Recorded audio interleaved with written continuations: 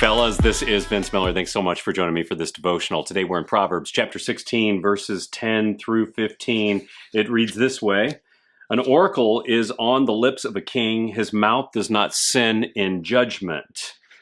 A just balance and scales are the Lord's. All the weights in the bag are his work.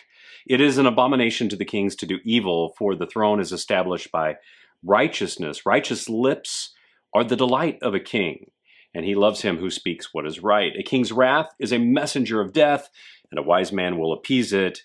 In the light of a king's face there is life, and his favor is like the clouds that bring the spring rain.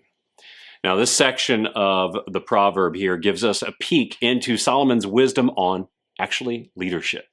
He will provide us with this kind of short list of leadership principles as a king of the monarchy. And I think his principles apply to really leadership at any level, whether you're leading a country or you're leading at home. Here are the 6 leadership principles that we find in this section. It states a man who leads cultivates spiritual awareness, builds on a righteous legacy, speaks wisdom, loves truth, commands appropriate respect, and provides generously. And as I reflected on these 6 leadership qualities, I also considered how these principles might infer we not lead.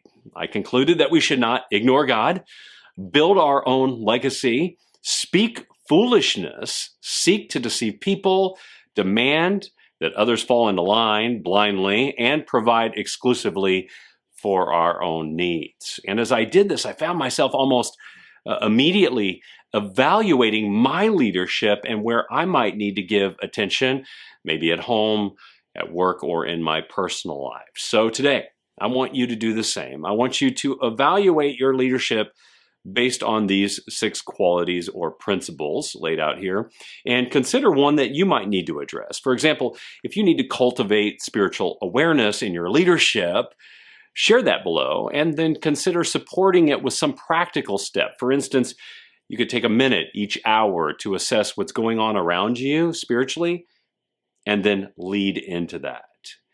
You know, the only way we're ever going to grow as leaders, and especially as spiritual leaders, is by taking some incremental step, right, toward principles like Solomon lays out here. So men, get out there and lead today, but do it wisely.